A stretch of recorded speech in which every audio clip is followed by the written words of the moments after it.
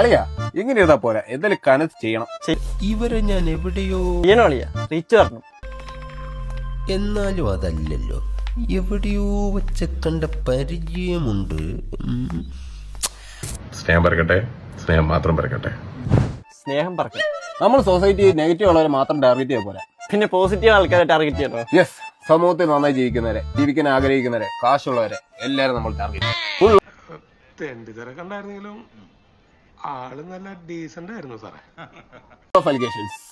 ഞാനില്ല, എന്റെ അക്കൗണ്ട് പാനാ. നമ്മൾ ഓൾറെഡി ക്രിമിനൽസിനെ എക്സ്പോസ് ചെയ്യുന്നത്, അപ്പൊ ഇനി നമ്മൾ ആരെ കാണിച്ചാൽ ക്രിമിനൽസ് ആണെന്ന് വിചാരിച്ചോളൂ. അതിപ്പോ ഫേക്ക് അലിഗേഷൻസ് കൊടുത്താലും ആൾക്കാർ അങ്ങനെ തന്നെ വിചാരിച്ചോളൂ.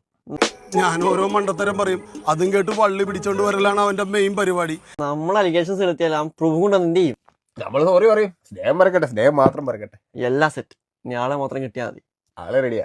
ഇവനെ ട്രിഗർ ചെയ്യാം നമുക്ക്. ഇവന്റെ കാശൊന്നും ഇല്ല നമുക്ക് പറയാം. അവൻ കാശുണ്ടെന്ന് പറഞ്ഞു വന്നാ നോണയാണെന്ന് പറയും, ഇല്ലെങ്കിൽ അവന്റെ ആകെ 5 കോടി രൂപ ഉള്ളെന്ന് നമ്മൾ പറയും. അവൻ തെളിയിക്കാൻ പറ്റിയാലോ? എങ്കിൽ പിന്നെ ഒരു വഴിയുള്ളൂ, അവനായിട്ട് തന്നെ അവന്റെ ഫണ്ട് എത്രയാന്ന് കാണിക്കട്ടെ. അപ്പൊ നമുക്ക് പറയാം, അയ്യേ ഇത്ര ഉള്ളൂ.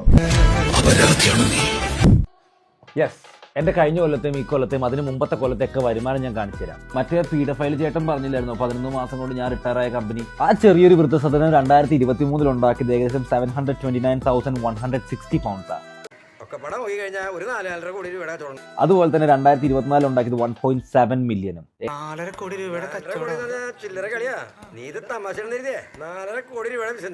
കോടി വരും. ഇൻകം സ്റ്റേറ്റ്മെന്റ് ഞാൻ എന്തുകൊണ്ട് ഇങ്ങനെ കാണിക്കുന്നത് വെച്ചിട്ടുണ്ടെങ്കിൽ ഇത് പബ്ലിക്കിൽ കൊടുക്കാൻ പറ്റുന്ന റെക്കോർഡാണ്. പക്ഷേ നിങ്ങൾക്ക് വിശ്വസ്തയുള്ള, എനിക്ക് വിശ്വസ്തയുള്ള ആൾക്കാരെ, അതായത് ഇവിടുത്തെ ഇൻഫ്ലുവൻസേഴ്സിനെ ടാഗ് ചെയ്യുകയാണെങ്കിൽ അവർക്ക് ഇത് വന്ന് വെരിഫൈ ചെയ്ത് നിങ്ങളോട് പറയാവുന്നതേ ഉള്ളൂ. പിന്നെ മറ്റേ ചേട്ടൻ പറഞ്ഞ മറ്റേ രണ്ടാമത്തെ അക്കൗണ്ട് സോപ്പുമ്പത്ത് ഉണ്ടാക്കുന്ന കമ്പനി ഓട്ടോസ്പ എക്സ്പ്രസ്, അതിന്റെ അക്കൗണ്ട്സ് ഇപ്പൊ കാണിച്ചു തരാം. ഒരു കയ്യബദ്ധം നാറ്റുകരുത്. ചേട്ടൻ ചോദിച്ചായിരുന്നല്ലോ ആ കമ്പനിയിൽ എന്തുകൊണ്ടാണ് 0 എംപ്ലോയീസ് എന്നുള്ളത്. ആ കമ്പനി അധികം എമൗണ്ട് ഒന്നും ഉണ്ടാക്കിയിട്ടില്ല. അതായത് 109,320 ആണ് കഴിഞ്ഞ കൊല്ലം അത് ഉണ്ടാക്കിയത്. അതിപ്പോ ഞാൻ ഈ 2 കമ്പനിയെ പറ്റി നിങ്ങൾ പരാമർശിച്ച, പക്ഷെ ഇതൊന്നും കൂടെ അതൊരു പേഴ്സണൽ ഇൻകം കൂടി എനിക്കുണ്ട്. ഇതായത് കണ്ടോ ഈ സംഭവം. അതിൽ കഴിഞ്ഞ കൊല്ലം ഞാൻ ഉണ്ടാക്കിയതില് ഞാൻ പേ ചെയ്ത ടാക്സ് എമൗണ്ട് ആയത്, ഇതെന്റെ ടാക്സ് ഫയൽ റിട്ടേൺ ആണ്. ഏകദേശം ഇന്ത്യൻ രൂപ 16 ലക്ഷം വരും. ഞാൻ എന്റെ പേഴ്സണൽ ടാക്സ് മാത്രം അടച്ചത്.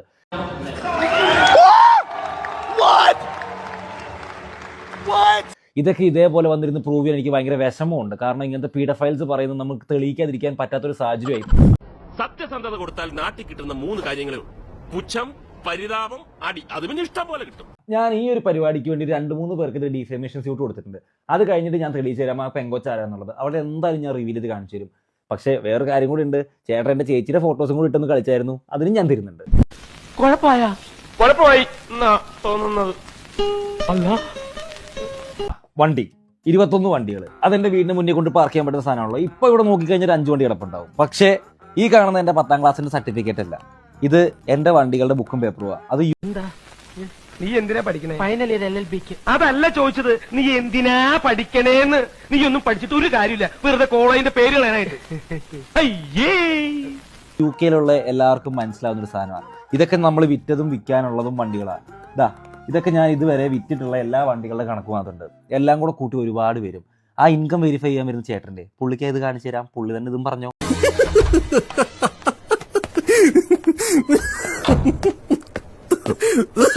ഈ കാണുന്ന ബാങ്ക് അക്കൗണ്ട് ഇവിടെ UK എല്ലാവർക്കും അറിയുന്ന ഒരു സംഭവമാണ്. അതിൽ എൻ്റെ personal expense to the year is 155,000. താഴോട്ട് സ്ക്രോൾ ചെയ്യുമ്പം എൻ്റെ ഇൻകവും എക്സ്പെൻസും എല്ലാം അതിനുള്ളിലുണ്ട്. ഇത്രയും പൈസ എനിക്ക് ഇങ്ങനെ ഉണ്ടാക്കി ഇങ്ങനെ ചെലവാക്കാമെങ്കിൽ റെന്റ് അടയ്ക്കാൻ എനിക്ക് അറിഞ്ഞൂടെ കുട്ടാ. ഇത് ആരാ കൊണ്ടുകൊണ്ട് പറഞ്ഞു?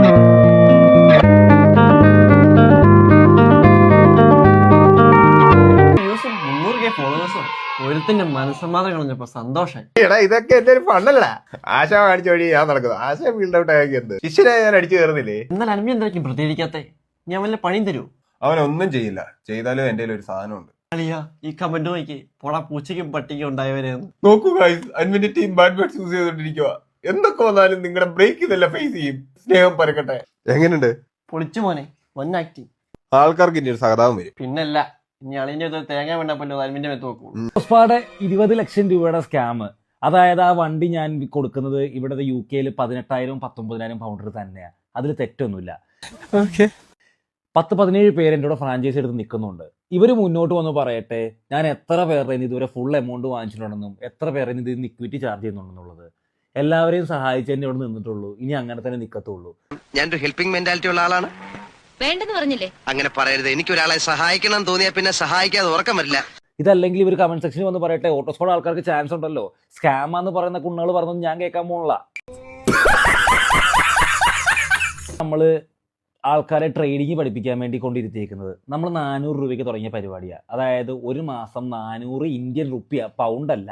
വ്യത്യാസം ഉണ്ടായിരുന്നു. ചേട്ടൻ പൗണ്ടൊക്കെ എടുത്ത് കുടഞ്ഞായിരുന്നു. That was Indian rupee.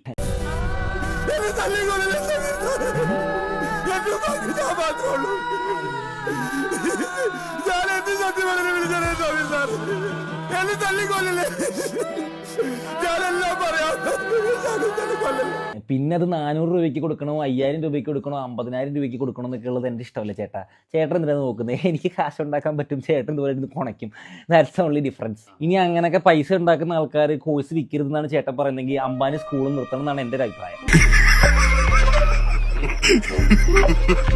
Second part സെറ്റായി. ഇല്ലാത്ത അപരാധം പറയുമ്പോൾ മനസ്സിൽ സന്തോഷം ഉണ്ടാകുക.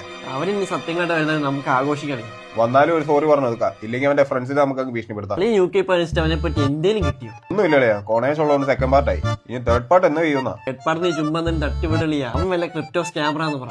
അത് കൊള്ളാം. ഇനി അവൻ ബിസിനസ് ചെയ്ത് കൂട്ടിക്കണം. ചേട്ടാ പിന്നെ ക്രിപ്റ്റോ കറൻസി അതെന്റെ തലയിൽ കൊണ്ടിടണ്ട, എനിക്ക് ക്രിപ്റ്റോ പറ്റൊന്നും അറിയത്തില്ല. ചേട്ടൻ പറയും എനിക്കറിയത്തില്ല, മറ്റേ 3 എന്റെ പാർട്ട്നേഴ്സ് ഉണ്ടല്ലോ അവർ ക്രിപ്റ്റോ സ്കാം ചെയ്യാൻ പോകാന്ന് പറയും. അവർക്കും അറിയത്തില്ല. വയസ്സുകാലത്ത് ഓരോരുത്തന്മാരുടെ ഓരോ പൂതികളെ. എനിക്കതല്ല, തലക്കോളം കിറക്കഞ്ഞ മനുഷ്യന്മാർ ഇങ്ങനെ കാണിച്ചു.